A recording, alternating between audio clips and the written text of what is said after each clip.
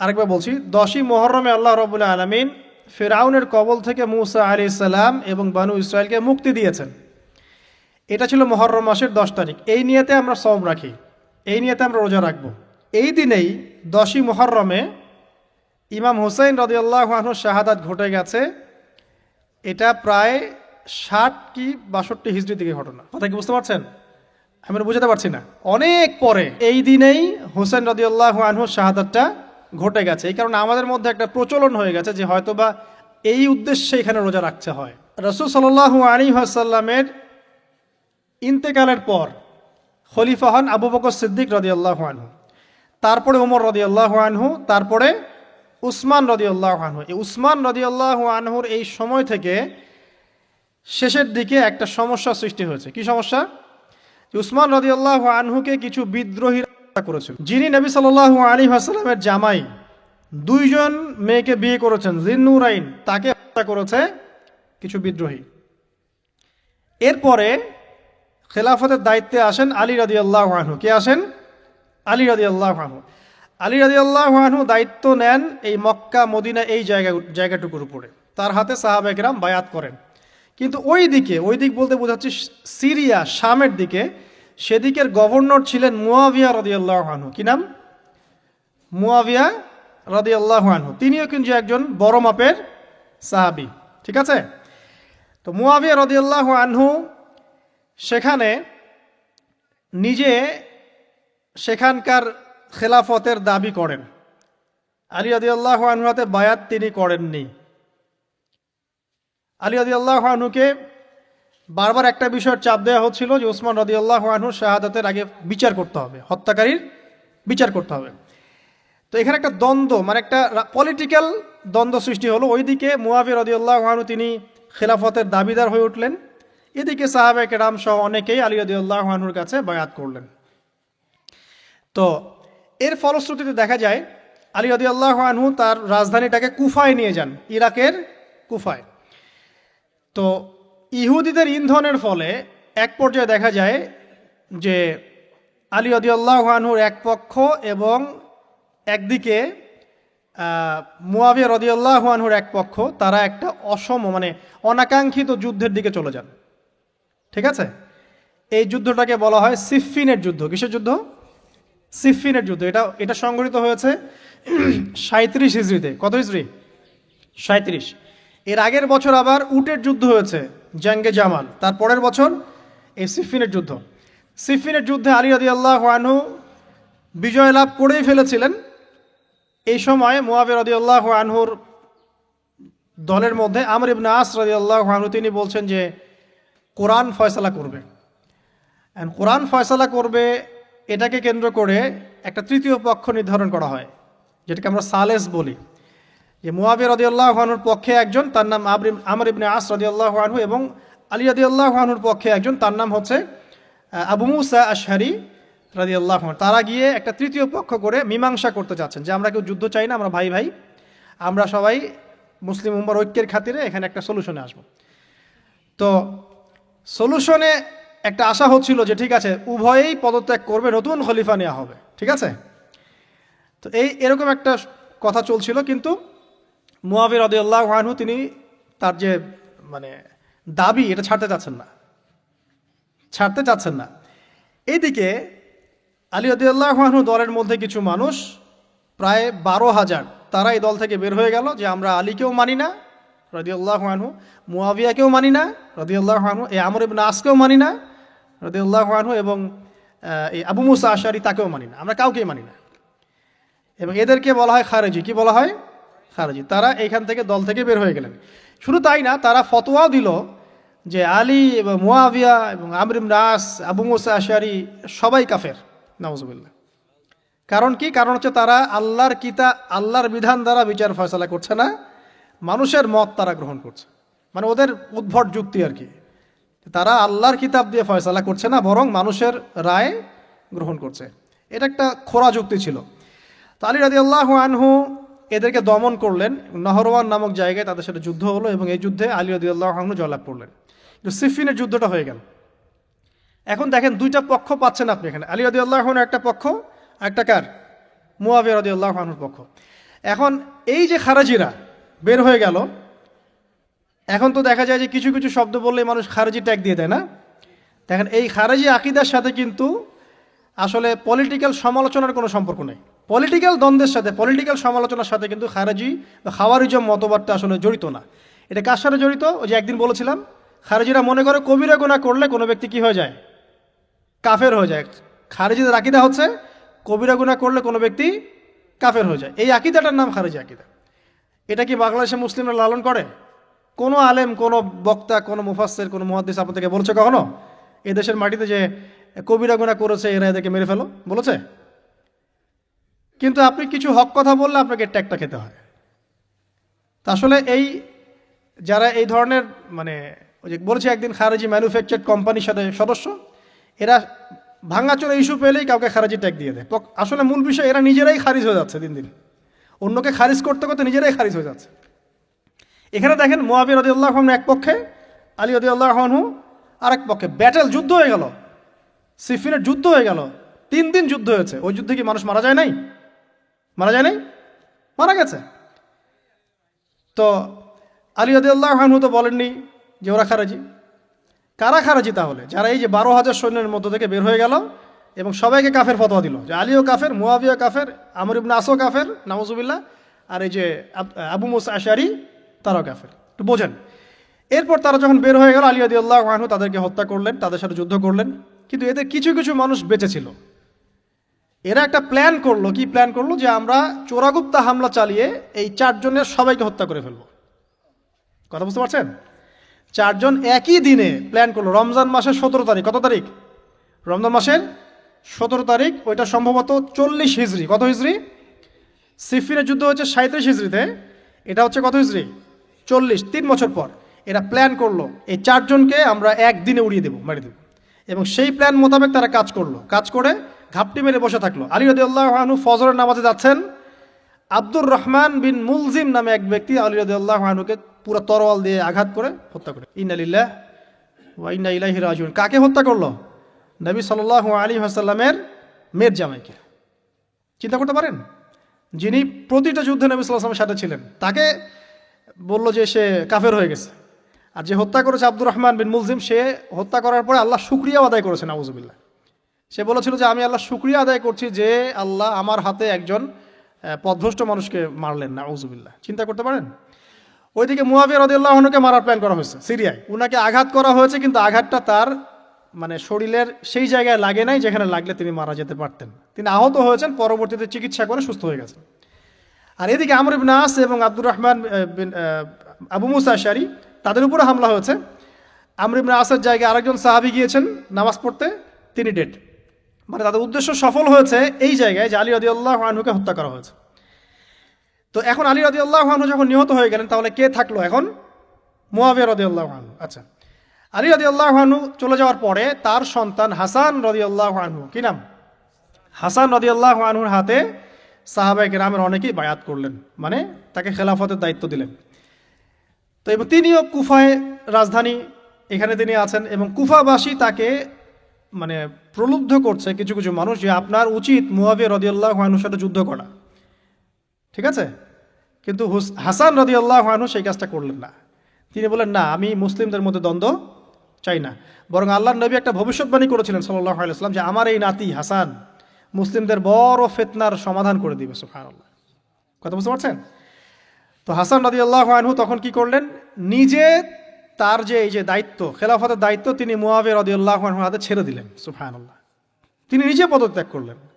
ঠিক আছে, আমার ক্ষমতার দরকার নাই, মুসলিমরা আপোষে মারামারি কাটাকাটি থেকে রক্ষা পাক। কিছু শর্ত ছিল ওই চুক্তির মধ্যে, যে মুয়াবিয়া রাদিয়াল্লাহু আনহু যে কাজই করবেন সুরাভিত্তিক করতে হবে, হ্যাঁ, আহলে বাইতদেরকে সম্মান করতে হবে, ভাতা নির্ধারণ করতে হবে, এরকম কিছু শর্ত ছিল। ঠিক আছে? তো মুয়াবিয়া রাদিয়াল্লাহু আনহু মেনে নিলেন। এবার কিন্তু সারা মুসলিম জাহারের কে খলিফা হলেন? কি নাম বলেন? মুয়াবিয়া রাদিয়াল্লাহু আনহু। এবং এরপর তিনি একাধারে 20 বছর খেলাফতের দায়িত্ব পালন করেছেন। কত বছর? 20 বছর। 40 হিজরিতে এই যে আলী রাদিয়াল্লাহু আনহু মারা যান, আর 20 বছর খেলাফতের দায়িত্ব পালন করেন কে? মুয়াবিয়া রাদিয়াল্লাহু আনহু। এবং এই সময় মুসলিমরা অনেক উন্নতি করেছে। এই সময় 1700টার মতো নৌ জাহাজ ছিল মুসলিমদের, সাইপ্রাস দ্বীপ থেকে শুরু করে পর্তুগাল থেকে শুরু করে চায়না, এদিকে আফ্রিকা থেকে শুরু করে পুরো যে ভারতবর্ষ সবই মুসলিমদের। চিন্তা করতে পারেন, পুরো বিশাল অর্ধবিশ্বের চেয়ে বড় জায়গায় শুধুমাত্র মুসলিমদের, এবং তিনি ওটাকে শাসন করছেন। কে শাসন করছেন? মুয়াবিয়া রাদিয়াল্লাহু আনহু। ঠিক আছে, এবার টার্নিং পয়েন্ট। এবার মুয়াবিয়া রাদিয়াল্লাহু আনহু ইন্তেকাল করলেন 60 হিজরিতে। ঠিক আছে, আর এদিকে হাসান রাদিয়াল্লাহু আনহু ইন্তেকাল করেছিলেন 49 হিজরিতে। ইন্তেকালের সময় তিনি তার পরবর্তী দায়িত্বশীল নির্ধারণ করে গেলেন বা নিয়োগ করে গেলেন তার পুত্র ইয়েজিদকে। কাকে? ইয়েজিদকে। এই জায়গাটাতে সাহাবায়ে কেরাম রাদিয়াল্লাহু আনহুমের অনেকেই মানেন নাই, কারণ তখন তার চেয়েও যোগ্য মানুষ সমাজে ছিল। ঠিক আছে, তখন আব্দুল্লাহ বিন ওমর বেঁচে আছেন, আব্দুল্লাহ বিন আব্বাস বেঁচে আছেন, আব্দুল্লাহ বিন জুবায়ের রাদিয়াল্লাহু আনহু, বড় বড় জলিল কাদির সাহাবী, তারা কিন্তু তখন বেঁচে আছেন। কিন্তু কি করলেন মুয়াবিয়া রাদিয়াল্লাহু আনহু, আল্লাহ তাকে জান্নাতবাসী করুন, তিনি তার ছেলে ইয়েজিদকে শাসন ক্ষমতা দিয়ে গেলেন। এই যে শুরু হলো বাবার পরে ছেলে, বুঝতে পারছেন, রাজতন্ত্র শুরু হলো। এবার সাহাবায়ে কেরামদের মধ্যে অনেকেই এটা মানতে চাচ্ছেন না। যারা মানতে চাচ্ছেন না তাদের মধ্যে আছেন আব্দুল্লাহ বিন ওমর রাদিয়াল্লাহু আনহুর ছেলে, আছেন আব্দুল্লাহ বিন আব্বাস রাইসুল মুফাসসিরিন, আছেন আব্দুল্লাহ বিন জুবায়ের বিন আওয়াম রাদিয়াল্লাহু আনহুর ছেলে, এরকম বড় বড় সাহাবী, এবং তারা মক্কা মদিনায়। তো আচ্ছা, এখন এই সাহাবীদেরকে কি আমরা খারেজি বলবো? তারা যে পলিটিক্যালি তাকে সমর্থন করছেন না, পলিটিক্যালি কোনো গভর্নমেন্টের সমর্থন না করলেই খারেজি হয়ে যায়? যদি কেউ বলে আরব বিশ্বের সব যত নেতা আছে এদের মধ্যে অনেকেই ইসরায়েলের সাথে আতাত করেছে, সে কি খারেজি হয়ে যাবে? এই সমালোচনার সাথে খাওয়ারিজমের কোনো সম্পর্ক আছে? যদি কেউ বলে যে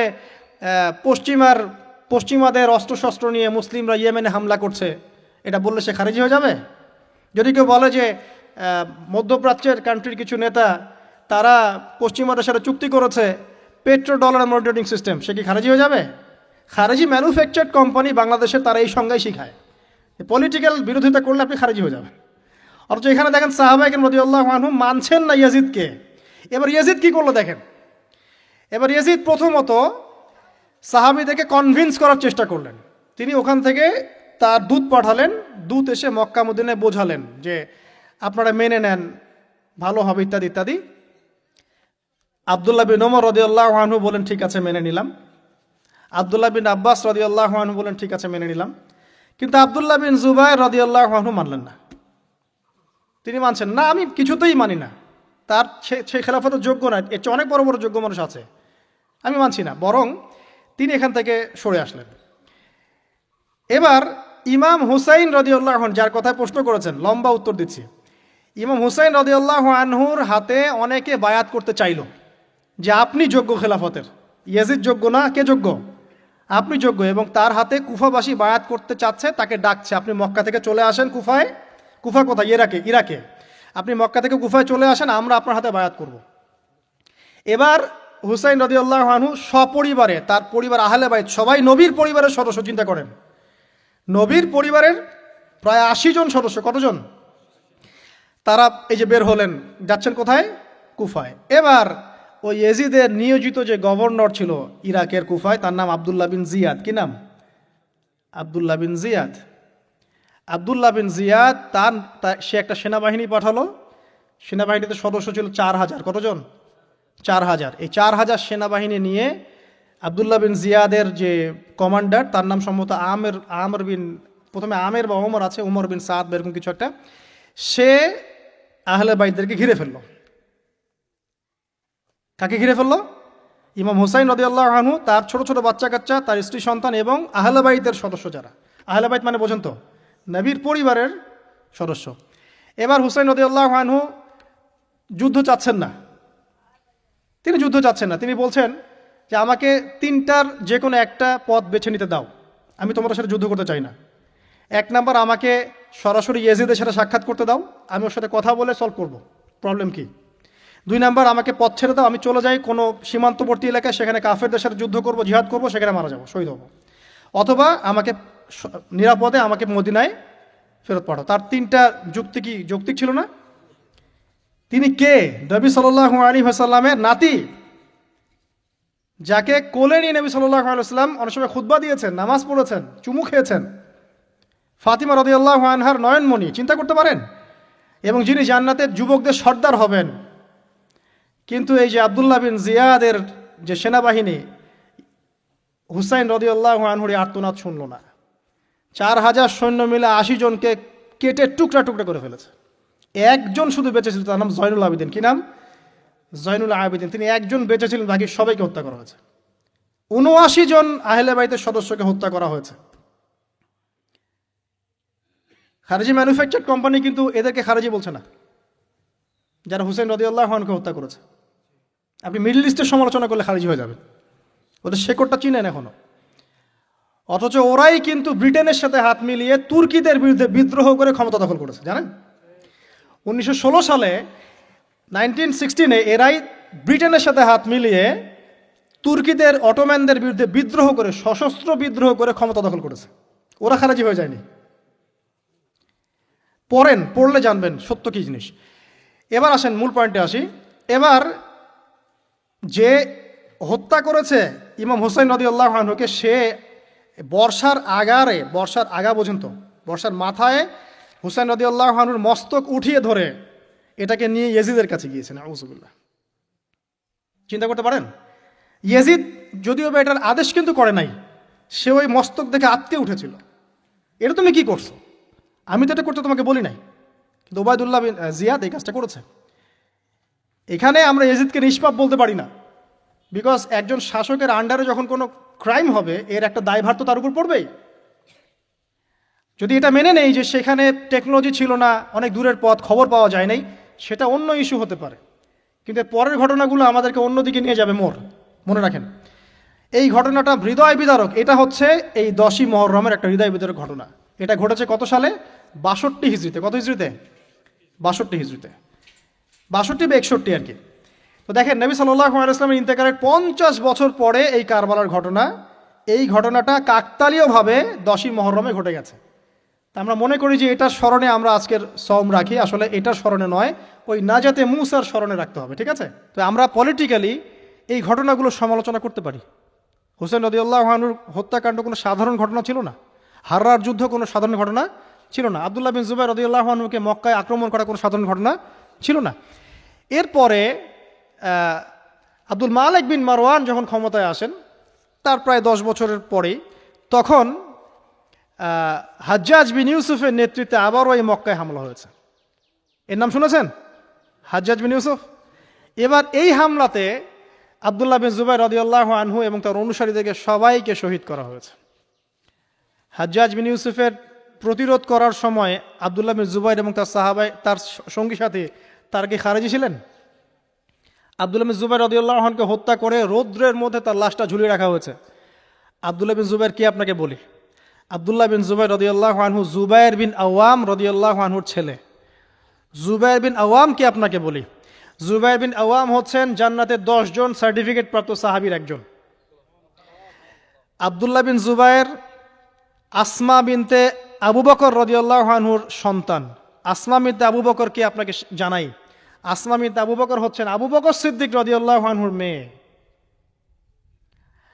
জুবাইর বিন আওয়াম এবং আসমা বিন আবু বকর রাদিয়াল্লাহু আনহু, তাদের সন্তান হচ্ছেন আব্দুল্লাহ বিন জুবাইর রাদিয়াল্লাহু আনহু, যাকে এভাবে হাজ্জাজ বিন ইউসুফের সময় হত্যা করা হয়েছে মক্কায়। এই যে ঘটনাগুলো আপনারা শুনুন। এরপরে যদিও বা পরিস্থিতি ঠান্ডা হয়ে যায় আস্তে আস্তে, এবং আব্দুল মালিক বিন মারওয়ানের সময় তিনিও প্রায় 20 বা 22 বছর ক্ষমতা কাটান, এবং ওই সময় মুসলিমরা এই যে সিন্ধু প্রদেশ জয়, ওইদিকে তারেক বিন জিয়াদের স্পেন জয়, এদিকে আপনার এই যে আমাদের ভারতবর্ষ জয়, এগুলো ওই সময় ঘটেছে। ঠিক আছে? ওইদিকে আমরা যাচ্ছি না। মূল যে জায়গাটা আপনাদেরকে আজকে বলতে চাচ্ছি সেটা হলো এই যে, প্রথমত কারবালার বিয়োগান্তক ঘটনার সাথে এই 10ই মুহররমের সওমের কোনো সম্পর্ক নাই। এটা নাজাতে মুসার সাথে সম্পৃক্ত। তবে এই হিস্ট্রিটা আপনার জানা থাকা উচিত, কিভাবে আবু বকর সিদ্দিক রাদিয়াল্লাহু আনহু থেকে এই আব্দুল্লাহ বিন জুবাইর রাদিয়াল্লাহু আনহুর শাহাদাত পর্যন্ত ঘটনাগুলো ঘটলো। আল্লাহ পাক আমাদের সবাইকে ঘটনাগুলো থেকে শিক্ষা নেওয়ার তৌফিক দান করুন। মূল বিষয়টা হচ্ছে, এখানে পলিটিক্যাল বিরোধিতা একটা জিনিস, খারেজি আকীদা টোটালি ডিফারেন্ট জিনিস। আর অনেক পলিটিক্যাল দ্বন্দ্ব পেরিয়ে মুসলিম ইতিহাস, ইসলামের ইতিহাস আজকে এই পর্যন্ত পৌঁছেছে। এই দ্বন্দ্বগুলোর কারণে আমরা কখনো এক পক্ষ আর এক পক্ষকে কাফের ফাসেক, জালেম, মুরতাদ বা খারিজি এসব ট্যাগ লাগাতে পারি না। এগুলো দুঃখজনক। আল্লাহ পাক এভাবেই আমাদেরকে পরীক্ষা করেছেন, এই ঘটনাগুলো ঘটে গেছে। আল্লাহ পাক আমাদের সবাইকে ইতিহাস থেকে শিক্ষা নেওয়ার তৌফিক দান করুন।